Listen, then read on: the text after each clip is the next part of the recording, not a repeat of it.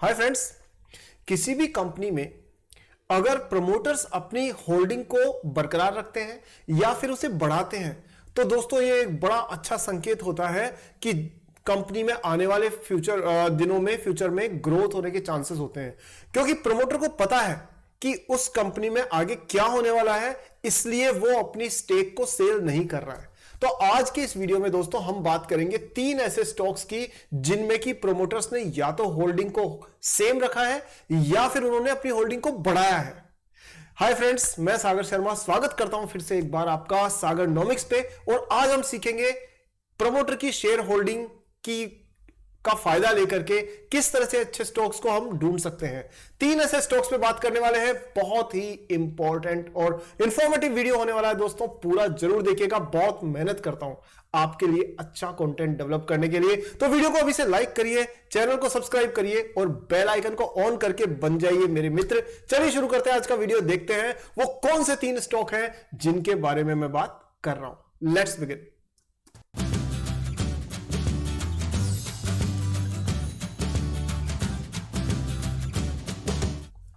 तो दोस्तों सबसे पहले हम चल करके इन 3 स्टॉक्स के बारे में बात करें, उससे पहले मैं आपको थोड़ा सा एक चीज ये बता दूं कि दोस्तों शेयर होल्डिंग जो होती है ना, वो प्रमोटर के कंट्रोल में होती है। प्रमोटर ये जानता है कि उसके बिजनेस में आने वाले 3 साल 5 साल में वो पैसा कहां लगाने वाला है। इसलिए अगर शेयर होल्डर ने प्रमोटर ने अपनी शेयर होल्डिंग को बढ़ाया है तो मान के चलिए कि उसको उसकी प्लानिंग में वो चीज है जो बाकी पब्लिक को पता नहीं है, लेकिन वो शेयर होल्डिंग में अपनी स्थिति को डाइल्यूट नहीं कर रहा है। इससे पता पड़ता है कि कंपनी में कुछ अच्छा होने के चांसेस ज्यादा है। चलिए देखते हैं वो 3 स्टॉक्स, एक बार नजर डालते हैं। सबसे पहले हम डालते हैं नजर दोस्तों, पहला स्टॉक है आपके स्क्रीन पर और ये है दोस्तों आपका मारुति सुजुकी का स्टॉक है। ठीक है, 10,200 रुपए की प्राइस पे चल रहा है। अब आप में से अधिकतर दोस्त तो मुझे यही कह देंगे कि भाई 10,000 की तो सर आप प्राइस ही बता रहे हो, अब आम इन्वेस्टर तो ये स्टॉक नहीं खरीद सकता। मैं बिल्कुल मानता हूं आपसे की बात से सहमत हूं कि नहीं खरीद सकता, लेकिन दोस्तों ये भी तो देखिए ना कि इसकी फेस वैल्यू कितनी है। फेस वैल्यू है इसकी 5। इसका मतलब कि अगर ये स्टॉक कुछ दिनों में डाइल्यूट हो गया या मान लीजिए स्प्लिट हो गया तो ये 1-1 रुपए के 5 शेयर बन जाएंगे और तब आप 10,000 को 5 से डिवाइड कर लीजिए, ये स्टॉक लगभग 2,000 के आसपास में नजर आ सकता है। इसकी संभावना है। तो आज मारुति का शेयर मैं बोलूं नाम और आप तुरंत खरीद ले, ये नहीं कह रहा हूं मैं। वैसे भी ये एजुकेशनल वीडियो है, मैं चाहता हूं आप चीजों को सीखें, समझें और सही इन्वेस्टर के समझदार इन्वेस्टर के तौर पर अपना डिसीजन लें। तो आप नजर रखिए इस चीज पे कि कभी ऐसी न्यूज अगर आती है कि मारुति सुजुकी ने अपने शेयर को स्प्लिट करना है तो अलर्ट हो जाइएगा उस टाइम पर। और अगर आप अभी इस टाइम पर आप सक्षम हैं तो फिर तो कहना ही क्या है। दूसरा, अब जिस बारे में हम बात कर रहे थे फंडामेंटल्स पे हम नजर डालते थोड़ा बाद में, सबसे पहले उस चीज पे नजर डालते हैं जिसके लिए मैं आपको कह रहा था। चलिए देखिए, यहां आप अपने स्क्रीन पर देख पा रहे हैं इसके फाइनेंशियल स्टेटमेंट्स को, और दोस्तों ये है शेयर होल्डिंग पैटर्न। देखिए प्रोमोटर्स, और ये डेटा कब से, 2021 से। प्रोमोटर्स के पास में 56.37% स्टेक खुद के पास था। ध्यान रखिए, जब भी कभी किसी प्रमोटर के पास 40% से ज्यादा का स्टॉक अगर होता है, स्टेक होल्डिंग होती है, तो यह मान के चलिए कि वो एक कंट्रोलिंग मैनेजमेंट होता है, यानी प्रमोटर अपनी इच्छा से बिजनेस को चला सकता है। वहीं पे अगर मान लीजिए 10% है, 15% है अगर शेयर होल्डिंग प्रमोटर की, तो उस केस में जो बाकी के बोर्ड मेंबर्स हैं वो डोमिनेट कर सकते हैं कि भाई आप ऐसे नहीं ऐसे काम करो, ये प्रोडक्ट नहीं ये प्रोडक्ट लॉन्च करो। तो आप समझ रहे हैं, नियंत्रण होना जरूरी है कंपनी पर। तो यहां पर आप देख रहे हैं 56.37% का कंट्रोल प्रमोटर के पास में शेयर होल्डिंग है। और उसके बाद ये मार्च से जून 21 हुआ, सितंबर 21 हुआ, बिल्कुल सेम चलती आ रही है। यहां आकर के इन्होंने बढ़ा ली है। मार्च 23 में मारुति सुजुकी ने अपने शेयर खुद खरीद लिए हैं, क्योंकि भाई जो अच्छा माल होता है ना वो सस्ते में क्यों बेचना, खुद खरीद के बैठ जाओ, जब सीजन आएगा, जब उसकी डिमांड ज्यादा होगी तब करेंगे सेल। तो इसलिए इन्होंने इसको बढ़ाया है और उसके बाद देखिए कंसिस्टेंटली अपनी शेयर होल्डिंग को बरकरार रखा है। सो ये एक प्लस पॉइंट है इसमें। तो हो सकता है कि मारुति वाले कुछ ऐसा प्लान कर रहे हो कि नई कोई गाड़ियां ईवी सेगमेंट में लॉन्च कर रहे हो, या कुछ और ऐसे प्रोडक्ट्स लाने वाले हो, कुछ और डिस्ट्रीब्यूशन चैनल खोलने वाले हो जिनके बारे में पब्लिक को पता नहीं है और वो बताना भी नहीं चाहते। लेकिन ये जो शेयर होल्डिंग है ना, ये सारी कहानी को खोल के रख देती है। सो आप मेरे साथ मेरे मित्र के तौर पे बने रहेंगे ना दोस्तों, आपको ऐसे बहुत सारी ट्रिक्स और टेक्निक्स पता पड़ती रहेंगी जिससे कि आप एक इंटेलिजेंट और बहुत स्मार्ट इन्वेस्टर बन जाएंगे। तो आगे चलते हैं दोस्तों और इसके नंबर्स पे नजर डालते हैं। देखिए यहां पर यहां हम देखते हैं, एक और चीज बताता हूं आपको इंटरेस्टिंग। ये बैलेंस शीट पे देखिए, जो मैं आपको कह रहा था ना वो चीज यहां पर भी आपको दिखेगी कि भाई साहब 2012 में, यानी आज से 10 साल पहले, 11 साल पहले 144 करोड़ की इसकी इक्विटी कैपिटल थी। मतलब जो टोटल शेयर कैपिटल होती है ना किसी कंपनी की, वो 144 यहां पर लिखा हुआ है, ठीक है, 144 करोड़ रुपए। उसके बाद में 2013 में इन्होंने इसको बढ़ाया है, लेकिन उसके बाद से लेकर के 151 करोड़ रुपए ये कांस्टेंट चलती आ रही है। कुल मिलाकर के इक्विटी शेयर जो कैपिटल है वो एज इट इज चलती आ रही है। अब इसमें क्या होता है कि ये डाइल्यूट नहीं कर रहे अपनी इक्विटी कैपिटल को, जितनी है उतनी ही रखे हुए हैं। यानी कि इससे भी पता पड़ता है कि प्रोमोटर्स चाहते हैं कि उनके पास कंट्रोलिंग स्टेक जो है वो पूरा का पूरा बना रहे। तो देखिए इन्होंने डाइल्यूट नहीं किया और साथ में अपनी शेयर होल्डिंग को बरकरार रखा है। अच्छा, इस चीज का फायदा कौन किसको पता है, इसके बारे में किसको पता है? इसके बारे में डीआईआईज को जरूर पता होगा, हालांकि एफआईआईज को भी होगा, लेकिन एफआईआईज क्या करते हैं, मौका देख के मुनाफा लेके निकल लिए।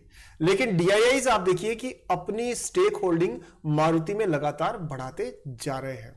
अब हम इसके बाकी नंबर्स पे एक बार नजर डालते हैं और ये देखते हैं कि और चीजें क्या कह रही है। हिंट तो आपको मिल गया कि कौन सी चीज से क्या असर पड़ता है। बाकी नंबर्स देखिए, 10,000 रुपए के आसपास शेयर प्राइस चल रही है, 3,14,000 करोड़ रुपए की मार्केट कैप है, बड़ी कंपनी है, इंडिया की सबसे बड़ी 4 व्हीलर कंपनी है ये मानिए, और लगभग ये साल भर के टॉप पर ही चल रही है 52 वीक हाई के आसपास। पी जो है वो 27.7 है और इंडस्ट्री के पी के बिल्कुल बराबर ही है। इसका मतलब अभी आपने काफी न्यूज भी सुनी होगी कि भाई जो अभी नंबर्स आए थे लेटेस्ट, उसके हिसाब से कि भाई मारुति का जो है शेयर मारुति जो है उसकी सेल इतनी नहीं बढ़ी जितनी उम्मीद थी, ऐसा बोला होगा लोगों ने, आपको काफी एक्सपर्ट्स ने। बट भाई अगर ऐसा सच है तो ये इंडस्ट्री पी के मुकाबले में नीचे क्यों नहीं आ रही, इसकी प्राइस बराबरी क्यों बनी हुई है? इसका मतलब कि लॉन्ग टर्म प्रोस्पेक्ट कंपनी के अच्छे हैं। अब मेरी बात कितनी समझ में आई कितनी नहीं आई ये मुझे कमेंट सेक्शन में लिख के बताना दोस्तों। कोई कंफ्यूजन होगा मैं आपका मित्र जरूर उसको दूर करने की कोशिश करूंगा। हाँ, यह है कि कब कौन से वीडियो में मुझे मौका मिलता है उस समय पे फिर मैं जब भी मौका मिलेगा जरूर करूंगा उसको, तो ये ध्यान रखिएगा। हाँ, इसमें एक चीज मैं आपको और जरूर बता देता हूं दोस्तों कि देखिए यहां ना YouTube के ऊपर सब लोग हैं, ऐसे भी लोग हैं जो सिर्फ यहां पर 2 मिनट का वीडियो देखने के लिए आते हैं और उन्हें इंस्टाग्राम की रील की आदत पड़ी हुई है। ऐसे लोग ना किसी चीज में सीरियस नहीं होते। और दोस्तों मुझे ना कल्ट चाहिए, मुझे क्राउड नहीं चाहिए, मुझे सिर्फ सीरियस इन्वेस्टर्स चाहिए जो कुछ सीखना चाहते हैं और लंबे समय के लिए प्रॉफिट कमाना चाहते हैं, वेल्थ क्रिएट करना चाहते हैं, उनकी मैं मदद कर सकता हूं। चलते फिरते जो नॉन सीरियस लोग हैं उनकी मदद नहीं करनी मुझे, ना मैं करने के काबिल हूं, ना करना चाहता हूं। ठीक है, सो ऐसे केस में अगर आप सीरियस है ना तो दोस्तों मैं आपको सजेस्ट करूंगा कि आप हमारी इसमें मेंबरशिप जरूर ज्वाइन कर लीजिए, क्योंकि मेंबरशिप आप ज्वाइन करेंगे ना तो उसमें मैं आपको आने वाले दिनों में लाइव सेशंस जब भी टाइम मिलेगा वो भी कंडक्ट करूंगा, कुछ क्वेश्चन आंसर्स का भी आपका सॉल्यूशन करने की कोशिश करूंगा, और कुछ ऐसा मटेरियल जो सिर्फ मेंबर्स के लिए होगा, वो चाहे स्टॉक्स का एनालिसिस हो, चाहे और वीडियोस हो, कोई इंफॉर्मेटिव, कोई ट्यूटोरियल्स, वो सब मैं आपको मेंबरशिप में दूंगा। अच्छा, वो देने को मैं इधर भी दे सकता हूं, लेकिन इधर कदर नहीं है, और जहां कदर नहीं हो ना वहां देने का फायदा नहीं है। तो जब कदर समझ में आएगी तो अपने आप जो है उसमें लोग आना शुरू कर देंगे। 1% भी मकसद नहीं है इससे किसी प्रकार का मुझे मॉनिटरी गेन करने का। क्या आपको लगता है क्या कि इससे मेंबरशिप की फीस से मेरा कुछ भला होने वाला? नहीं, लेकिन मैं चाहता हूं सिर्फ सीरियस इन्वेस्टर्स आए, बाकी लोग भीड़ नहीं चाहिए। और अगर आप सीरियस हैं तो दोस्तों चैनल को सब्सक्राइब करके बेल आइकन को ऑन कर लीजिए अभी, क्योंकि ऐसी इंपॉर्टेंट वीडियोस आपको लगातार मिलती रहे। ठीक है, चलिए आगे वापस इसी पे नंबर पे आते हैं अपन, अपने जो मारुति सुजुकी था उसी पर। और यहां देखें हम लोग तो प्रोमोटर की होल्डिंग 58% है। और सबसे अच्छी बात है दोस्तों, पायोस की स्कोर देखो आप, 8 का पायोस की स्कोर है, जो 9 में से 8 का score is a wonderful score. अगर हम प्राइस मूवमेंट की बात करें तो देखो दोस्तों, यहां ना अप्रैल में इसने दिया है मूविंग एवरेजेस का crossover with a good amount of volume. और आप देखिए कि उसके बाद बुल रन शुरू हुआ और ये लगातार प्राइस हाईज बनाती जा रही है, लेकिन यहां एक कंसोलिडेशन का दौर भी आया है। अब वो कैसे आया है वो आप यहां देखिए, ये कैंडल स्टिक का एक पैटर्न बन रहा होगा, मैं आपको दिखा दूंगा। पर यहां आपको समझ में आ गया होगा कि कंपनी अभी भी बुल रन में है, लेकिन थोड़ा इसका जो रेट थी, रन रेट, वो कम हो गई है। ईपीएस में देखें तो दोस्तों, ईपीएस लगातार बढ़ रहा है, इसका अर्निंग पर शेयर बढ़ रहा है, और साफ तौर पे कंपनी डिविडेंड भी हमेशा देती आई है। एकदम क्लीन बिजनेस है मारुति का, बिजनेस प्रोफेशनली मैनेज्ड है, डिस्ट्रीब्यूशन नेटवर्क जबरदस्त है। और इस कंपनी में क्या है, इसमें है एक मोट का मतलब होता है वो कॉम्पिटिटिव एडवांटेज जो इसको औरों से अलग बनाता है। चलिए इसके टेक्निकल्स पर नजर डालते हैं। तो आपके स्क्रीन पर दोस्तों टेक्निकल चार्ट मौजूद है, और आप साफ तौर पे जो मैं आपको कह रहा था वो आप यहां देख सकते हैं कि ये यहां ना डबल इन्होंने टॉप बनाया है इस शेयर ने।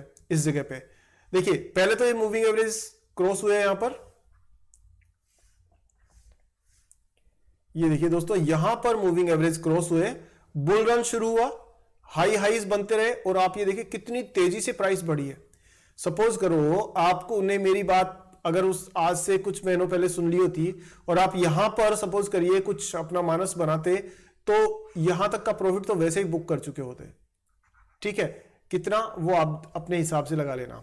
लेकिन मेरा ये जो वीडियो है ना, ये एजुकेशनल वीडियो है, और कोई मकसद नहीं है यहां पर किसी बाइंग और सेलिंग के रिकमेंडेशन का।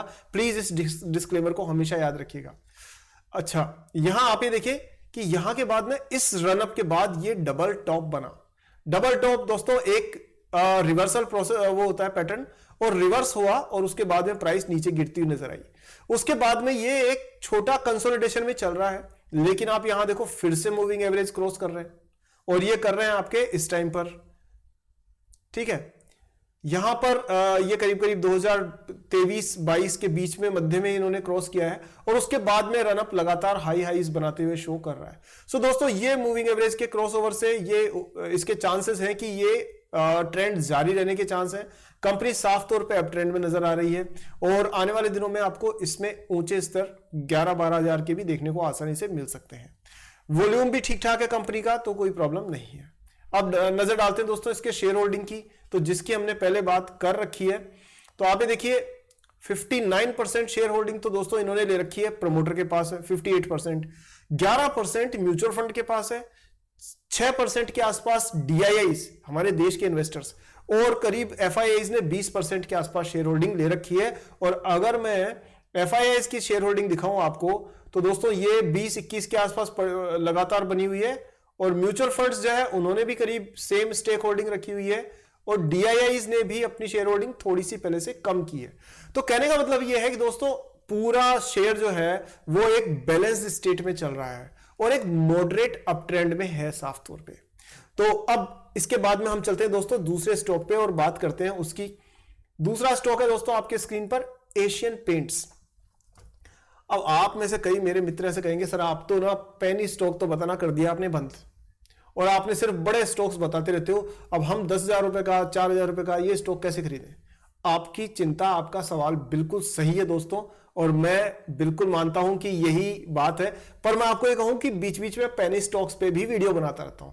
पर हमेशा याद रखिए दोस्तों, पेनी स्टॉक का मतलब सस्ता स्टॉक नहीं होता। यह मिसकंसेप्शन है। जैसे हम बाजार में आटा पिसवाने जाते हैं ना, कहते हैं ना आटा पिसवा के ले आओ, तो भाई आटा कैसे पिसेगा? आटा तो पहले से ही पिसा हुआ है। गेहूं पिसवा के ले आओ, ऐसे बोलना चाहिए ना, पर गलती रहती है। ऐसे ही पेनी स्टॉक का मतलब है वो कंपनियां जिनका बिजनेस मॉडल बहुत स्ट्रॉन्ग नहीं है, जिनके बारे में पब्लिक में इंफॉर्मेशन ज्यादा नहीं है। अब वो 2 रुपए का स्टॉक भी हो सकता है, 20,000 रुपए का भी स्टॉक हो सकता है। तो आप कम प्राइस का मतलब पेनी स्टॉक मत मानिए, ये थोड़ी सी गड़बड़ है। जैसे आप एक पेनी स्टॉक है पिकार्डली, उसका शेयर प्राइस शायद 700-800 रुपए के आसपास में कहीं पे होगा, तो वो पेनी स्टॉक है वो हरियाणा की एक कंपनी है जो कि पहले शुगर मिल में का काम कर रही थी, उसने फिर अल्कोहल में अपने एंट्री मारी, उसके बाद उसने एक इंद्री नाम करके वाइन लॉन्च की है, बड़ा अच्छा काम कर रही है। बट मैं कह रहा हूं कि वो पेनी स्टॉक्स है जिनके बारे में पब्लिक में ज्यादा पता नहीं है। अब हम बाद में चलते हैं और सीधा देखते हैं कि यहां पर एशियन पेंट्स के बारे में क्या कहानी है, अदरवाइज वीडियो हो जाएगी बहुत लंबी। सो दोस्तों यहां आप ये देख सकते हो कि एशियन पेंट के केस में भी प्रोमोटर्स ने शेयर होल्डिंग 52% बना रखी है, 52.63। तो साफ तौर पे दोस्तों ये होल्डिंग को लूज नहीं करना चाहते।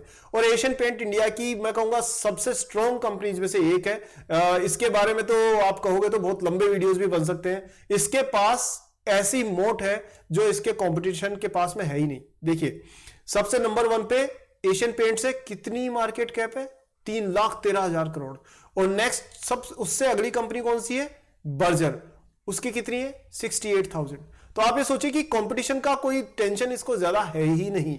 तो ये है नंबर्स की जरा बात करें तो एशियन पेंट्स के दोस्तों ओवरऑल नंबर्स बढ़िया हैं क्योंकि इंडस्ट्री पी के लगभग ही पी चल रहा है और ये 3250 रुपए के आसपास में चल रही है। आगे स्प्लिट नहीं होगा क्योंकि 1 रुपए का हो चुका है ये। डेट इक्विटी 0.14 है, एकदम एब्सोल्युटली ओके है। ग्राहक नंबर 453 के हिसाब से प्राइस ज्यादा है, बट क्योंकि कंपनी के पास मोट है इसलिए ये कंपनी ज्यादा प्राइस चार्ज कर सकती है।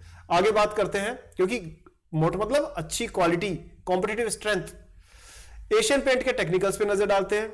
यहां आप देख सकते हैं कि एशियन पेंट में एक रनअप चल रहा है, पर ये ना स्लो एंड स्टडी बढ़ने वाली कंपनी है। ये शेयर आपको आमतौर पे बढ़ता हुआ ही दिखेगा ये शेयर, क्योंकि जैसे थोड़ा सा कंसोलिडेशन यहां पर जरूर आया है, बट ये एक तरह से बढ़ता रहेगा। लेकिन आपको इसमें बहुत तेज ग्रोथ या बहुत तेज डिप आने के चांसेस कम मिलेंगे।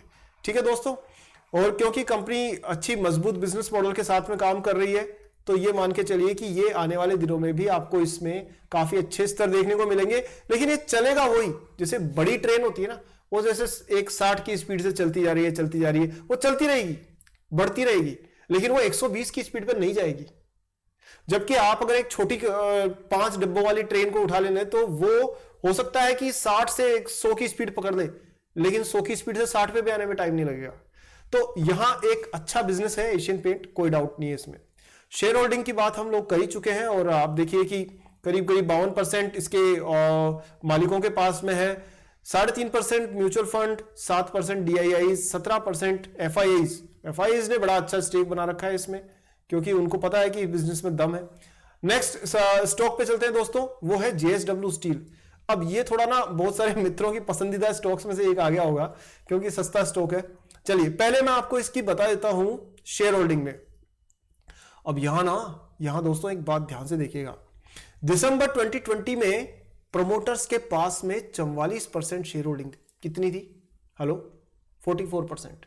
ठीक है, उसके बाद में अपनी कंपनी के शेयर खुद ही खरीद लिए इन्होंने, 45% कर दी, 45.41, 44.71, लगभग उसी रेंज में, थोड़ा सा हल्का किया इन्होंने स्टेक। लेकिन आपने देखा कंपनी के प्रोमोटर खुद अपना स्टेक बढ़ा रहे हैं। इसका मतलब क्या है, उनको मालूम है JSW स्टील के मालिकों को कि भाई आज से 3 साल बाद में या साल भर बाद कोई ऐसा प्रोजेक्ट या कोई ऐसा प्लांट या कोई ऐसी चीज हम लॉन्च करेंगे जिसके बारे में पब्लिक को तब बताएंगे और उस टाइम पर शेयर प्राइस ज्यादा होगी और उस वजह से हमारे पास जो माल रखा हुआ है वो महंगे में बेच पाएंगे। समझ पा रहे हो आप?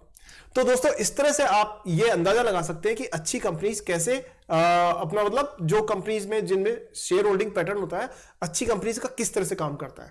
तो दोस्तों ओवरऑल ये शॉर्ट एंड स्वीट वीडियो है, इसका एक बार टेक्निकल्स पे नजर डाल लेते हैं। नहीं आप कहोगे कि सर ये छोड़ दिया आपने, तो टेक्निकल्स में आप ये देखिए JSW स्टील का ये चार्ट है और दोस्तों साफ तौर पर आपको नजर आ रहा होगा यहां पर कि भाई ये ना मूविंग एवरेजेस ने क्रॉस ओवर किया है और ये एक अप ट्रेंड में है। और ये जो बड़ी सारी ग्रीन कैंडलस्टिक है ना, ये साफ तौर पे बता रही है कि कुछ ना कुछ कंपनी में पॉजिटिव चल रहा है। इस पर नजर जरूर रखिए दोस्तों, इंपॉर्टेंट स्टॉक है।